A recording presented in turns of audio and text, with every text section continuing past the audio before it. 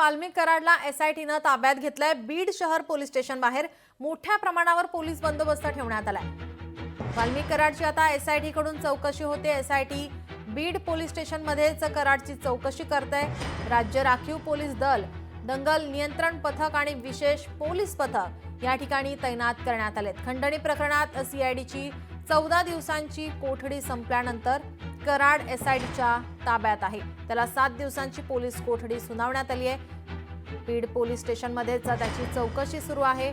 त्या पार्श्वभूमीवर police station बाहेर आता चोख बंदोबस्त ठेवण्यात आलाय।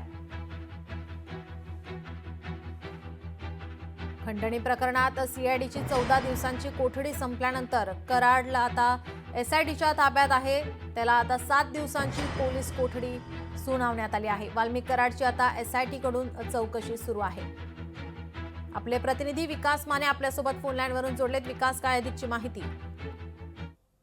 या ठिकाणी पाहतो की वाल्मिक कराड याला केज न्यायालयाने 7 दिवसांची न्यायालयीन कोठडी जी आहे ती सुनावलेली आहे। आणि अशामध्ये जर पाहिलं तर सध्या बीड शहर पोलीस ठाण्यामध्ये वाल्मिक कराड याला आणण्यात आलेलं आहे। आणि याच ठिकाणी सध्या एसआयटीच्या माध्यमातून चौकशी जी आहे, सरपंच देशमुख हत्या प्रकरणातील जी चौकशी आहे ती केली जात आहे।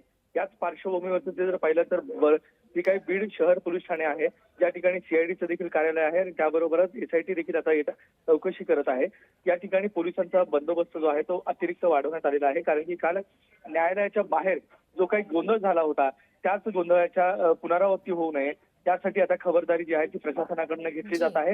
आणि याच अनुषंगाने सध्या पोलिसांचा विशेष असा बंदोबस्त लावण्यात आलेला आहे। राज्य राखीव पोलीस दल असेल, त्याबरोबर एसआरपीची टीम असेल, अशा विविध टीम ज्या आहेत त्या सध्या बीड शहर पोलीस ठाण्याच्या बाहेर तैनात करण्यात आलेला आहे। आणि याच अनुषंगाने सध्या जी एसआयटीची चौकशी आहे ती देखील सुरू आहे।